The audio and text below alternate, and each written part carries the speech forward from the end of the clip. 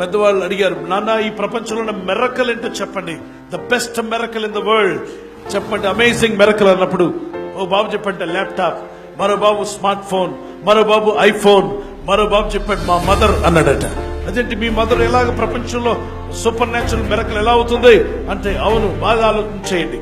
మా అమ్మకు రెండే రెండు కాళ్ళు ఉన్నాయి, కానీ ఆ 2 చేతులు 2 కాళ్ళతో మా చెల్లిని నన్ను మమ్మల్ని అందరూ లేపుతుంది. మా చెల్లికి నాకు స్నానం చేయిస్తుంది. ఆ 2 చేతులతోనే మాకు బట్టలు దొరుకుతుంది. ఆ 2 చేతులతోనే మా నాన్న క్యారేజ్ కడుతుంది. ఆ 2 చేతులతోనే ఇంటికి నీళ్లు తీసుకొస్తుంది. ఆ 2 చేతుల్లోనే వంట ఆగకుండా చేస్తుంది.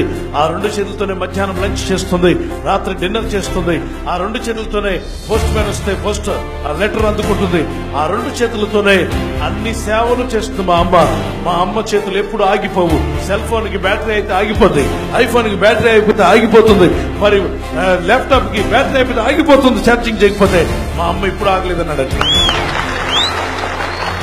చిన్నవాడికి అర్థమైంది అమ్మ విలువేంటో, చాలా మంది బిడ్డలకు అర్థం కాల అమ్మ విలువ.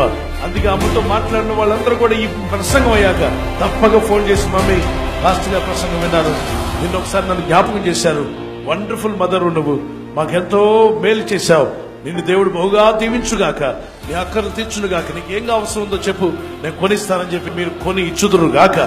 బైబిల్లో దేవుడు ప్రాధాన్యత ఇచ్చాడు. ఏ స్త్రీ అయితే ఆదామును దేవుడికి దూరం చేసిందో ఆ స్త్రీ ద్వారానే దేవుడు ఈ లోకానికి రావడానికి, కన్యక గర్భవతిగా ఈ లోకానికి వచ్చాడు. పునరుత్థాన వార్త, తిరిగి లేచిన వార్త క్రైస్తవానికి ఎన్నుమొక్కలాంటిది. అలాంటి వార్తను పురుషుల ద్వారా పంపకుండా మగ్దలేని మరియ ద్వారా అందరికీ అందేలా దేవుడు చేశాడు.